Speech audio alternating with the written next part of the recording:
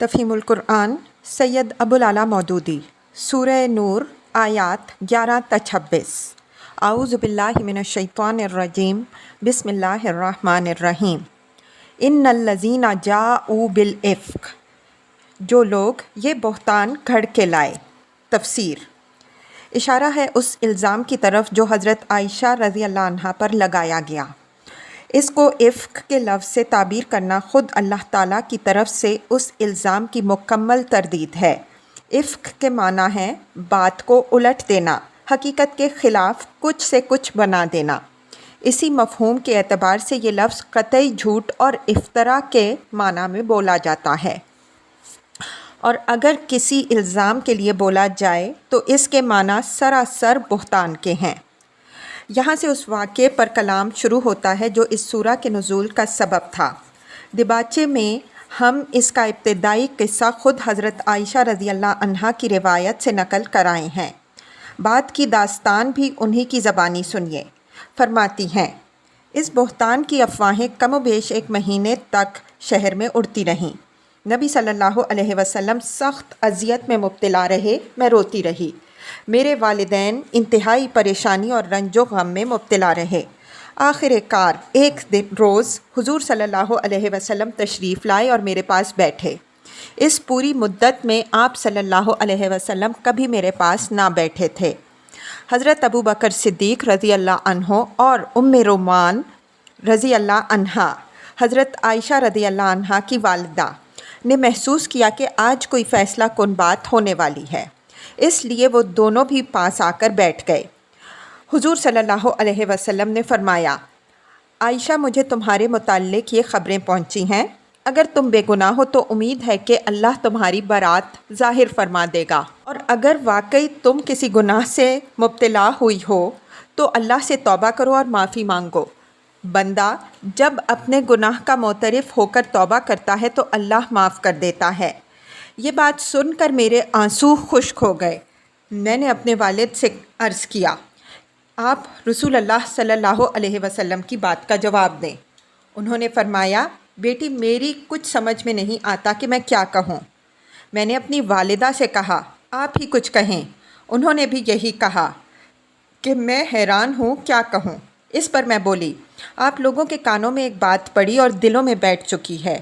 اب اگر میں کہوں کہ میں بے گناہ ہوں اور اللہ گواہ ہے کہ میں بے گناہ ہوں تو آپ لوگ نہ مانیں گے، اور اگر خواہ مخواہ میں ایسی بات کا اعتراف کروں جو میں نے نہیں کی اور اللہ جانتا ہے کہ میں نے نہیں کی تو آپ لوگ مان لیں گے۔ میں نے اس وقت حضرت یعقوب علیہ السلام کا نام یاد کرنے کی کوشش کی مگر یاد نہ آیا۔ آخر میں نے کہا، اس حالت میں میرے لیے اس کے سوا اور کیا چارہ ہے کہ وہی بات کہوں جو حضرت یوسف علیہ السلام کے والد نے کہی تھی کہ فصبر جمیل۔ اشارہ ہے اس واقعے کی طرف جب کہ حضرت یعقوب علیہ السلام کے سامنے ان کے بیٹے بن یمین پر پوری چوری کا الزام بیان کر رہے تھے۔ سورہ یوسف رکوع 10 میں اس کا ذکر گزر چکا ہے۔ یہ کہہ کر میں لیٹ گئی اور دوسری طرف کروٹ لے لی۔ میں اس وقت اپنے دل میں کہہ رہی تھی کہ اللہ میری بے گناہی سے واقف ہے اور وہ ضرور حقیقت کو کھول دے گا۔ اگرچہ یہ بات تو میرے وہم و گمان میں بھی نہ تھی کہ میرے حق میں وہی نازل ہوگی جو قیامت تک پڑھی جائے گی۔ میں اپنی ہستی کو اس سے کمتر سمجھتی تھی کہ اللہ خود میری طرف سے بولے، مگر میرا یہ گمان تھا کہ رسول اللہ صلی اللہ علیہ وسلم کوئی خواب دیکھیں گے جس میں اللہ تعالیٰ میری برات ظاہر فرما دے گا۔ اتنے میں یکا یک حضور صلی اللہ علیہ وسلم پر وہ کیفیت طاری ہو گئی جو وحی نازل ہوتے وقت ہوا کرتی ہے، حتیٰ کہ جاڑے کے زمانے میں بھی موتی کی طرح آپ صلی اللہ علیہ وسلم کے چہرے سے پسینے کے قطرے ٹپکنے لگے۔ ہم سب خاموش ہو گئے۔ میں تو بالکل بے خوف تھی۔ میرے والدین کا حال یہ تھا کہ کاٹو تو بدن میں لہو نہیں۔ وہ ڈر رہے تھے کہ دیکھیے اللہ کیا حقیقت کھولتا ہے۔ جب وہ کیفیت دور ہوئی تو حضور صلی اللہ علیہ وسلم بے حد خوش تھے۔ آپ صلی اللہ علیہ وسلم نے ہنستے ہوئے پہلی بات جو فرمائی وہ یہ تھی کہ مبارک ہو عائشہ، اللہ نے تمہاری برات نازل فرما دی۔ اور اس کے بعد حضور صلی اللہ علیہ وسلم نے 10 آیتیں سنائیں، یعنی آیت 11 تا آیت 21۔ میری والدہ نے کہا اٹھو اور حضور صلی اللہ علیہ وسلم کا شکریہ ادا کرو۔ میں نے کہا میں نہ ان کا شکر ادا کروں گی اور نہ اب دونوں کا، بلکہ اللہ کا شکر کرتی ہوں جس نے میری برات نازل فرمائی۔ آپ لوگوں نے تو اس بہتان کا انکار تک نہ کیا۔ واضح رہے کہ یہ کسی ایک روایت کا ترجمہ نہیں، بلکہ حدیث اور سیرت کی کتابوں میں جتنی روایتیں حضرت عائشہ رضی اللہ عنہا سے اس سلسلے میں مروی ہیں، ان سب کو جمع کر کے ہم نے ان کا خلاصہ نکال لیا ہے۔ اس موقع پر یہ نکتہ لطیف سمجھنے کی ضرورت ہے کہ حضرت عائشہ رضی اللہ عنہا کی برات بیان کرنے سے پہلے پورے ایک رکوع میں زنا اور قذف اور لعان کے احکام بیان کر کے اللہ تعالیٰ نے دراصل اس حقیقت پر متنبہ فرمایا کہ زنا کے الزام کا معاملہ کوئی تفریحی مشغلہ نہیں ہے جسے نقل محفل کے طور پر استعمال کیا جائے۔ یہ ایک نہایت سنگین بات ہے۔ الزام لگانے والے کا الزام اگر سچا ہے تو وہ گواہی لائے، زانی اور زانیہ کو انتہائی ہولناک سزا دی جائے۔ اگر جھوٹا ہے تو الزام لگانے والا اس لائق ہے کہ اس کی پیٹھ پر 80 کوڑے برسائے جائیں تاکہ آئندہ وہ ایسی یا کوئی اس طرح کی بھی حرکت کرنے کی جرات نہ کرے۔ اور یہ الزام اگر شوہر لگائے تو عدالت میں لعان کر کے اسے معاملہ صاف کرنا ہوگا۔ اس بات کو زبان سے نکال کر کوئی شخص بھی خیریت سے بیٹھا نہیں رہ سکتا، اس لیے کہ یہ مسلم معاشرہ ہے جسے دنیا میں بھلائی قائم کرنے کے لیے برپا کیا گیا ہے۔ اس میں نہ زنا ہی تفریح بن سکتی ہے اور نہ اس کے چرچے ہی خوش باشی اور دل لگی کے موضوع قرار پا سکتے ہیں۔ اُسْبَةٌ مِّنْکُمْ، وہ تمہارے ہی اندر کا ایک ٹولہ ہے۔ تفسیر۔ روایات میں صرف چند لوگوں کے نام ملتے ہیں جو یہ افواہیں پھیلا رہے تھے۔ عبداللہ بن ابی، زید بن رفاعہ جو غالباً رفاعہ بن زید یہودی منافق کا بیٹا تھا، مصطح بن اثاثہ، حسان بن ثابت اور حمنہ بنت جہش۔ ان میں سے پہلے 2 منافق تھے اور باقی 3 مومن تھے جو غلطی اور کمزوری سے اس فتنے میں پڑ گئے تھے۔ ان کے سوا اور جو لوگ اس گناہ میں کم و بیش مبتلا ہوئے، ان کا ذکر حدیث اور سیرت کی کتابوں میں نظر سے نہیں گزرا۔ لا تحسبوہ شر لکم، واقعے کو اپنے حق میں شر نہ سمجھو، بل ہوا خیر لکم، بلکہ یہ بھی تمہارے لیے خیر ہے۔ تفسیر۔ مطلب یہ ہے کہ گھبراؤ نہیں، منافقین نے اپنی دانست میں یہ تو بڑے زور کا وار تم پر کیا ہے، مگر انشاءاللہ یہ انہی پر الٹا پڑے گا اور تمہارے لیے مفید ثابت ہوگا۔ جیسا کہ ہم دباچے میں بیان کر آئے ہیں، منافقین نے یہ شوشہ اس لیے چھوڑا تھا کہ مسلمانوں کو اپنے میدان میں شکست دیں جو ان کے توافق کا اصل میدان تھا، یعنی اخلاق، جس میں فائق ہونے ہی کی وجہ سے وہ ہر میدان میں اپنے حریفوں سے بازی لے جاتے تھے۔ لیکن اللہ تعالیٰ نے اس کو بھی مسلمانوں کے لیے سبب خیر بنا دیا۔ اس موقع پر ایک طرف نبی صلی اللہ علیہ وسلم نے، دوسری طرف حضرت ابو بکر صدیق رضی اللہ عنہ نے اور ان کے خاندان والوں نے، اور تیسری طرف عام اہل ایمان نے جو طرز عمل اختیار کیا، اس سے یہ بات روز روشن کی طرح ثابت ہو گئی کہ یہ لوگ برائی سے کس قدر پاک، کیسے ضابط و متحمل، کیسے انصاف پسند اور کس درجے کریم و نفس واقع ہوئے ہیں۔ نبی صلی اللہ علیہ وسلم کا ایک اشارہ ان لوگوں کی گردنیں اڑا دینے کے لیے کافی تھا جنہوں نے آپ صلی اللہ علیہ وسلم کی عزت پر یہ حملہ کیا، مگر مہینے بھر تک آپ صلی اللہ علیہ وسلم صبر سے کچھ زیادہ برداشت کرتے رہے، اور جب اللہ تعالیٰ کا حکم آیا تو صرف ان 3 مسلمانوں کو جن پر جرم قذف ثابت تھا حد لگوا دی گئی۔ منافقین کو پھر بھی کچھ نہ کہا۔ حضرت ابو بکر صدیق رضی اللہ عنہ کا اپنا رشتہ دار، جس کی اور جس کے گھر بھر کی وہ کفالت بھی فرماتے تھے، ان کے دل و جگر پر یہ تیر چلاتا رہا، مگر اللہ نے اس نیک بندے نصیحت کی کہ نہ برادری کا تعلق منقطع کرے اور نہ اس کی اور اس کے خاندان کی مدد ہی بند کرے۔ ازواج مطہرات رضی اللہ عنہن اجمعین میں سے کسی نے بھی سوکن کی بدنامی میں ذرہ برابر حصہ نہ لیا، بلکہ کسی نے اس پر ادنا درجے میں بھی اپنی رضا اور پسند کا یا کم از کم قبولیت کا اظہار تک نہ کیا، حتیٰ کہ حضرت زینب رضی اللہ عنہا کی سگی بہن حمنہ بنت جہش محض ان کی خاطر ان کی سوکن کو بدنام کر رہی تھی، مگر خود انہوں نے سوکن کے حق میں کلمہ خیر ہی کہا۔ حضرت عائشہ رضی اللہ عنہا کی اپنی روایت ہے کہ ازواج رسول اللہ صلی اللہ علیہ وسلم و رضی اللہ عنہن اجمعین میں سے سب سے زیادہ زینب رضی اللہ عنہا ہی سے میرا مقابلہ رہتا تھا، مگر واقعہ افک کے سلسلے میں جب رسول اللہ صلی اللہ علیہ وسلم نے ان سے پوچھا کہ عائشہ کے متعلق تم کیا جانتی ہو، تو انہوں نے کہا، یا رسول اللہ صلی اللہ علیہ وسلم، خدا کی قسم میں اس کے اندر بھلائی کے سوا اور کچھ نہیں جانتی۔ حضرت عائشہ رضی اللہ عنہا کی اپنی شرافت نفس کا یہ حال تھا کہ حضرت حسان بن ثابت رضی اللہ عنہ نے انہیں بدنام کرنے میں نمایاں حصہ لیا، مگر وہ ہمیشہ ان کے ساتھ عزت اور تواضع ہی سے پیش آتی رہیں۔ لوگوں نے یاد دلایا کہ یہ تو وہ شخص ہے جس نے آپ کو بدنام کیا، تو یہ جواب دے کر ان کا منہ بند کر دیا کہ یہ وہ شخص ہے جو دشمن اسلام شعراء کو رسول اللہ صلی اللہ علیہ وسلم اور اسلام کی طرف سے منہ توڑ جواب دیا کرتا ہے۔ یہ تھا ان لوگوں کا حال جن کا معاملہ سے براہ راست تعلق تھا، اور عام مسلمانوں کی پاکیزہ نفسی کا اندازہ اس سے کیا جا سکتا ہے کہ حضرت ابو ایوب انصاری رضی اللہ عنہ سے ان کی بیوی نے جب ان افواہوں کا ذکر کیا تو وہ کہنے لگے، ایوب کی ماں، اگر تم عائشہ رضی اللہ عنہا کی جگہ اس موقع پر ہوتی تو کیا ایسا فعل کرتی؟ بولی، خدا کی قسم میں یہ حرکت ہرگز نہ کرتی۔ حضرت ابو ایوب رضی اللہ عنہ نے کہا، تو عائشہ رضی اللہ عنہا تم سے بدرجہ بہتر ہے، اور میں کہتا ہوں کہ اگر صفوان رضی اللہ عنہ کی جگہ میں ہوتا تو اس طرح کا خیال تک نہ کر سکتا تھا۔ صفوان تو مجھ سے اچھا مسلمان ہے۔ اس طرح منافقین جو کچھ چاہتے تھے نتیجہ اس کے بالکل برعکس نکلا، اور مسلمانوں کا اخلاقی توافق پہلے سے زیادہ نمایاں ہو گیا۔ پھر اس میں خیر کا ایک اور پہلو بھی تھا، اور وہ یہ کہ یہ واقعہ اسلام کے قوانین و احکام اور تمدنی ضوابط میں بڑے اہم اضافوں کا موجب بن گیا۔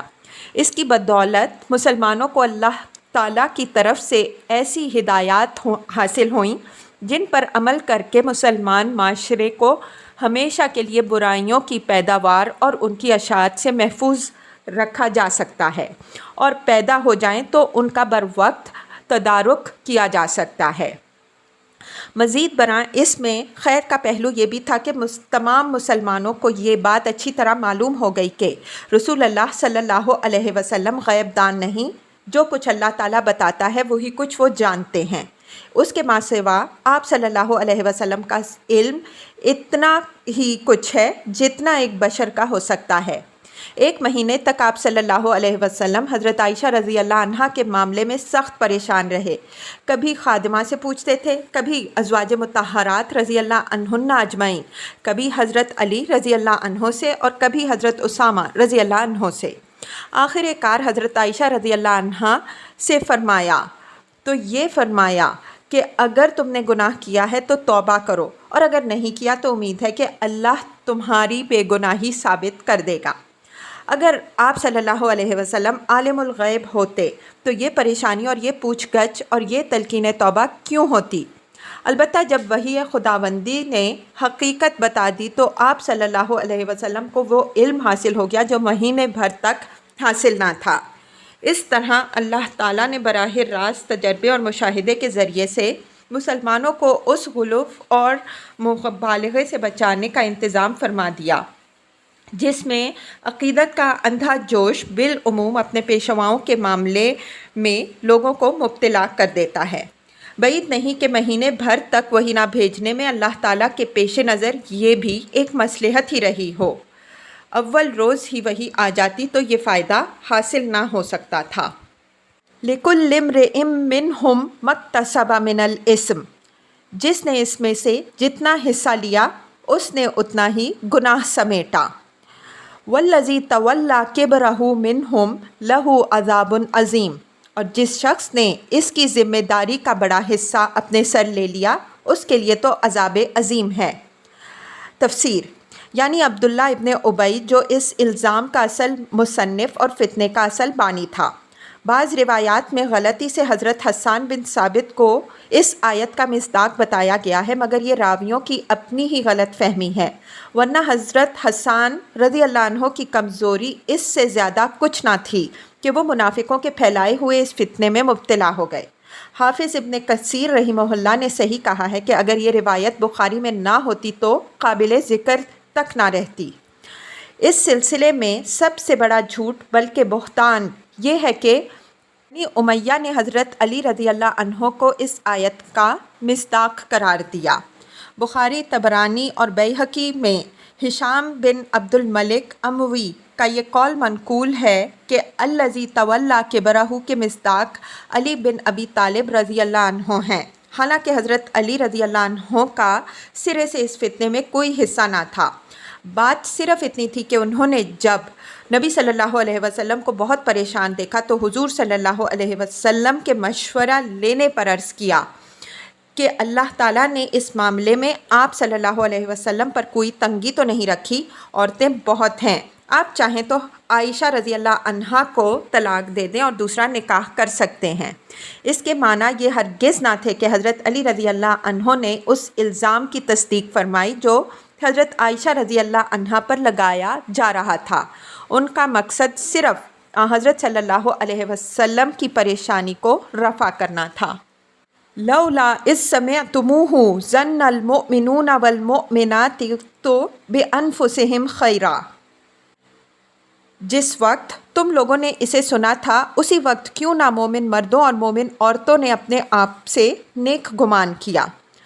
تفسیر دوسرا ترجمہ یہ بھی ہو سکتا ہے کہ اپنے لوگوں یا اپنی ملت اور اپنے معاشرے کے لوگوں سے نیک گمان کیوں نہ کیا۔ آیت کے الفاظ دونوں مفہوموں پر حاوی ہیں اور اس ذو معنی فکرے کے استعمال میں ایک لطیف نقطہ ہے جسے خوب سمجھ لینا چاہیے۔ جو صورت معاملہ حضرت عائشہ رضی اللہ عنہا اور حضرت صفوان بن معطل رضی اللہ عنہ کے ساتھ پیش آئی تھی وہ یہی تو تھی کہ قافلے کی ایک خاتون، قطع نظر اس سے کہ وہ رسول اللہ صلی اللہ علیہ وسلم کی بیوی تھیں، اتفاق سے پیچھے رہ گئیں اور قافلے ہی کا ایک آدمی جو خود اتفاق سے پیچھے رہ گیا تھا انہیں دیکھ کر اپنے اونٹ پر ان کو بٹھا لایا۔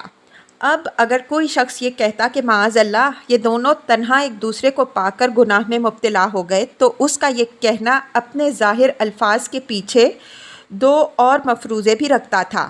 ایک یہ کہ قائل خواہ مرد ہو یا عورت اگر خود اس جگہ ہوتا تو کبھی گناہ کے لیے اب پیچھے نہ رہ سکتا، کیونکہ وہ اگر گناہ سے رکا ہوا ہے تو صرف اس لیے کہ اسے صنف مقابل کا کوئی فرد اس طرح تنہائی میں ہاتھ نہ آ گیا، ورنہ ایسے نادر موقع کو چھوڑنے والا نہ تھا۔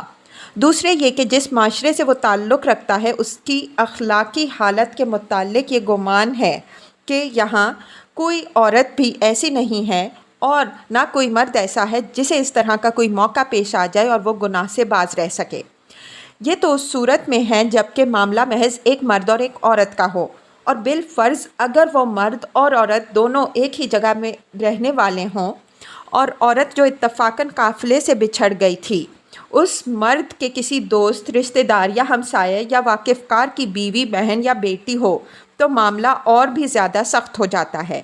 اس کے معنی پھر یہ ہو جاتے ہیں کہ کہنے والا خود اپنی ذات کے متعلق بھی اور اپنے معاشرے کے متعلق بھی ایسا سخت گھناؤنا تصور رکھتا ہے جسے شرافت سے دور کا واسطہ بھی نہیں۔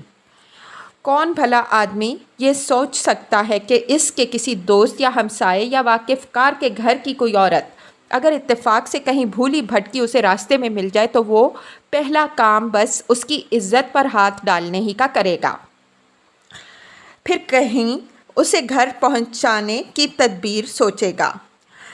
لیکن یہاں تو معاملہ اس سے 1000 گنا زیادہ سخت تھا۔ خاتون کوئی اور نہ تھی رسول اللہ صلی اللہ علیہ وسلم کی بیوی، جنہیں ہر مسلمان اپنی ماں سے بڑھ کر احترام کے لائق سمجھتا تھا، جنہیں اللہ نے خود ہر مسلمان پر ماں کی طرح حرام قرار دے دیا۔ مرد نہ صرف یہ کہ اسی قافلے کا ایک آدمی تھا، اسی فوج کا ایک سپاہی تھا اور اسی شہر کا ایک باشندہ تھا، بلکہ وہ مسلمان تھا ان خاتون کے شوہر کو اللہ کا رسول اور اپنا ہادی و پیشوا مانتا تھا اور ان کے فرمان پر جان قربان کرنے کے لیے جنگ بدر جیسے خطرناک معرکے میں شریک ہو چکا تھا۔ اس صورتحال میں تو اس قول کا ذہنی پس منظر گھناؤنے پن کی اس انتہا کو پہنچ جاتا ہے جس سے بڑھ کر کسی گندے تخیل کا تصور نہیں کیا جا سکتا۔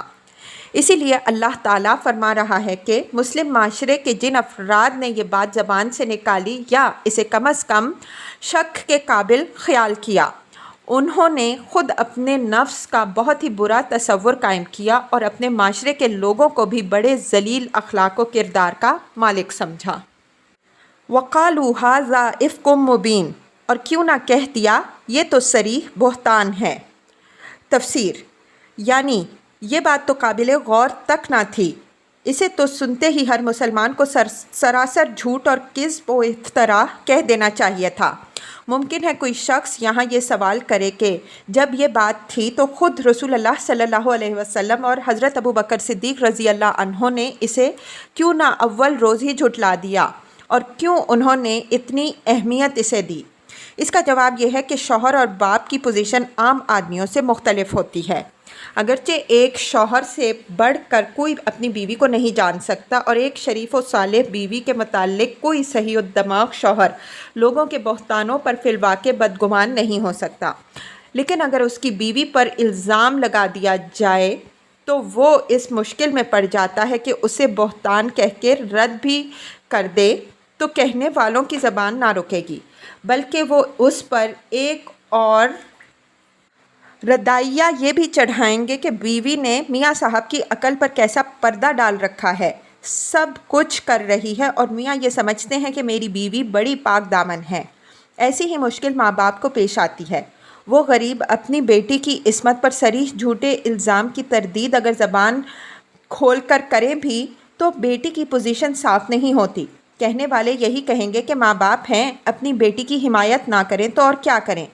یہی چیز تھی جو رسول اللہ صلی اللہ علیہ وسلم اور حضرت ابو بکر صدیق رضی اللہ عنہ اور ام رومان رضی اللہ عنہا کو اندر ہی اندر غم میں گھلائے دے رہی تھی، ورنہ حقیقت میں کوئی شک ان کو لاحق نہ تھا۔ رسول اللہ صلی اللہ علیہ وسلم نے تو خطبے میں ہی صاف فرما دیا تھا کہ میں نے اپنی بیوی میں کوئی برائی نہیں دیکھی ہے، اور نہ اس شخص میں جس کے متعلق یہ الزام لگایا جا رہا ہے۔ لولا جاءوا علیہ باربعۃ شہداء، وہ لوگ اپنے الزام کے ثبوت میں 4 گواہ کیوں نہ لائے۔ اذ لم یأتوا بالشہداء فاولئک عند اللہ ھم الکاذبون، اب کہ وہ گواہ نہیں لائے تو اللہ کے نزدیک وہی جھوٹے ہیں۔ تفسیر، اللہ کے نزدیک یعنی اللہ کے قانون میں یا اللہ کے قانون کے مطابق، ورنہ ظاہر ہے کہ اللہ کے علم میں تو الزام بجائے خود جھوٹا تھا، اس کا جھوٹ ہونا اس بات پر مبنی نہ تھا کہ یہ لوگ گواہ نہیں لائے۔ اس جگہ کسی شخص کو یہ غلط فہمی نہ ہو کہ یہاں الزام کے غلط ہونے کی دلیل اور بنیاد محض گواہوں کی غیر موجودگی کو ٹھہرایا جا رہا ہے، اور مسلمانوں سے کہا جا رہا ہے کہ تم بھی صرف اس وجہ سے اس کو صریح بہتان قرار دو کہ الزام لگانے والے 4 گواہ نہیں لائے۔ یہ غلط فہمی اس صورت واقعہ کو نگاہ میں نہ رکھنے سے پیدا ہوتی ہے جو فی الواقع وہاں پیش آئی تھی۔ الزام لگانے والوں نے الزام اس وجہ سے نہیں لگایا کہ انہوں نے یا ان میں سے کسی شخص نے وہ بات دیکھی تھی جو وہ زبان سے نکال رہے تھے، بلکہ صرف اس بنیاد پر اتنا بڑا الزام تصنیف کر ڈالا کہ حضرت عائشہ رضی اللہ عنہا اپنے قافلے سے پیچھے رہ گئی تھیں اور صفوان رضی اللہ عنہ بعد میں ان کو اپنے اونٹ پر سوار کر کے قافلے میں لے آئے۔ کوئی صاحب عقل آدمی بھی اس موقع پر یہ تصور نہیں کر سکتا تھا کہ حضرت عائشہ رضی اللہ عنہا کا اس طرح پیچھے رہ جانا معاذ اللہ کسی ساز باز کا نتیجہ تھا۔ ساز باز کرنے والے اس طریقے سے تو ساز باز نہیں کیا کرتے کہ سالار لشکر کی بیوی چپکے سے قافلے کے پیچھے ایک شخص کے ساتھ رہ جائے اور پھر وہی شخص اس کو اپنے اونٹ پر بٹھا کر دن دہاڑے ٹھیک دوپہر کے وقت لیے ہوئے اعلانیہ لشکر کے پڑاؤ پر پہنچے۔ یہ صورتحال خود ہی ان دونوں کی معصومیت پر دلالت کر رہی ہے۔ اس حالت میں اگر الزام لگایا جا سکتا ہے تو صرف اس بنیاد ہی پر لگایا جا سکتا ہے کہ کہنے والوں نے اپنی آنکھوں سے کوئی معاملہ دیکھا ہو، ورنہ قرائن جن پر ظالموں نے الزام کی بنا رکھی تھی کسی شک و شبہ کی گنجائش نہ رکھتے تھے۔ وَلَوْلَا فَضْلُ اللَّهِ عَلَيْكُمْ وَرَحْمَتُهُ فِي الدُّنْيَا وَالْآخِرَةِ، اگر تم لوگوں پر دنیا اور آخرت میں اللہ کا فضل اور رحم و کرم نہ ہوتا، لَمَسَّكُمْ فِي مَا أَفَضْتُمْ فِيهِ عَذَابٌ عَظِيمٌ، جن باتوں میں تم پڑ گئے تھے ان کی پاداش میں بڑا عذاب تمہیں آ لیتا۔ اِذْ تَلَقَّوْنَهُ بِأَلْسِنَتِكُمْ وَتَقُولُونَ بِأَفْوَاهِكُمْ مَا لَيْسَ لَكُمْ بِهِ عِلْمٌ، ذرا غور تو کرو اس وقت تم کیسی سخت غلطی کر رہے تھے جب کہ تمہاری ایک زبان اور دوسری زبان اس جھوٹ کو لیتی چلی جا رہی تھی اور تم اپنے منہ سے وہ کچھ کہہ رہے تھے جس کے متعلق تمہیں کچھ علم نہ تھا۔ وَتَحْسَبُونَهُ هَيِّنًا، تم اسے ایک معمولی بات سمجھ رہے تھے۔ وَهُوَ عِندَ اللَّهِ عَظِيمٌ، حالانکہ اللہ کے نزدیک یہ بڑی بات تھی۔ وَلَوْلَا إِذْ سَمِعْتُمُوهُ قُلْتُمْ مَا يَكُونُ لَنَا أَن نَّتَكَلَّمَ بِهَٰذَا، کیوں نہ اسے سنتے ہی تم نے یہ کہہ دیا کہ ہمیں ایسی بات زبان سے نکالنا زیب نہیں دیتا۔ سُبْحَانَكَ هَٰذَا بُهْتَانٌ عَظِيمٌ، سبحان اللہ، یہ تو ایک بہت ہی بڑا بہتان ہے۔ يَعِظُكُمُ اللَّهُ أَن تَعُودُوا لِمِثْلِهِ أَبَدًا إِن كُنتُم مُّؤْمِنِينَ، اللہ تم کو نصیحت کرتا ہے کہ آئندہ کبھی ایسی حرکت نہ کرنا اگر تم مومن ہو۔ وَيُبَيِّنُ اللَّهُ لَكُمُ الْآيَاتِ، اللہ تمہیں صاف صاف ہدایات دے رہا ہے۔ وَاللَّهُ عَلِيمٌ حَكِيمٌ، اور اللہ علیم و حکیم ہے۔ تفسیر، ان آیات سے اور خصوصاً اللہ تعالیٰ کے اس ارشاد سے کہ مومن مردوں اور عورتوں نے اپنے گروہ کے لوگوں سے نیک گمان کیوں نہ کیا، یہ قاعدہ کلیہ نکلتا ہے کہ مسلم معاشرے میں تمام معاملات کی بنا حسن ظن پر ہونی چاہیے، اور سوء ظن صرف اس حالت میں کیا جانا چاہیے کہ جب اس کے لیے کوئی ثبوت یا ایجابی بنیاد ہو۔ اصول یہ ہے کہ ہر شخص بے گناہ ہے جب تک کہ اس نے مجرم ہونے کے لیے کوئی معقول وجہ موجود نہ ہو، اور ہر شخص اپنی بات میں سچا ہے جب تک کہ اس کے ساقط الاعتبار ہونے کی کوئی دلیل نہ ہو۔ ان الذین یحبون ان تشیع الفاحشۃ فی الذین آمنوا لہم عذاب علیم فی الدنیا والآخرہ، جو لوگ چاہتے ہیں کہ ایمان لانے والوں کے گروہ میں فحش پھیلے وہ دنیا اور آخرت میں دردناک سزا کے مستحق ہیں۔ تفسیر، موقع و محل کے لحاظ سے تو آیت کا براہ راست مفہوم یہ ہے کہ جو لوگ اس طرح کے الزامات گھڑ کر اور انہیں اشاعت دے کر مسلم معاشرے میں بد اخلاقی پھیلانے اور امت مسلمہ کے اخلاق پر دھبا لگانے کی کوشش کر رہے ہیں وہ سزا کے مستحق ہیں، لیکن آیت کے الفاظ فحش پھیلانے کی تمام صورتوں پر حاوی ہیں۔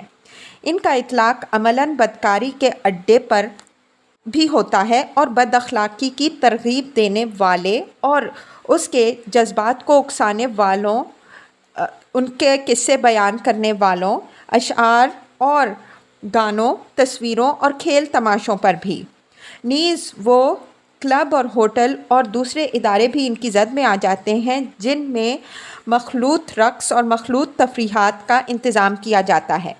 قرآن صاف کہہ رہا ہے کہ یہ سب لوگ مجرم ہیں، صرف آخرت ہی میں نہیں دنیا میں بھی ان کو سزا ملنی چاہیے۔ لہٰذا ایک اسلامی حکومت کا فرض ہے کہ اشاعت فحش کے ان تمام ذرائع و وسائل کا سد باب کریں۔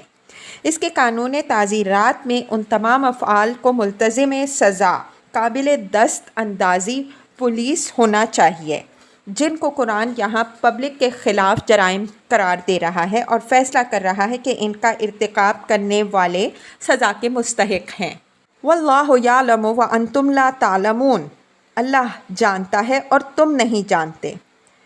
تفسیر، یعنی تم لوگ نہیں جانتے کہ اس طرح کی ایک ایک حرکت کے اثرات معاشرے میں کہاں کہاں تک پہنچتے ہیں، کتنے افراد کو متاثر کرتے ہیں اور مجموعی طور پر ان کا کس قدر نقصان اجتماعی زندگی کو اٹھانا پڑتا ہے۔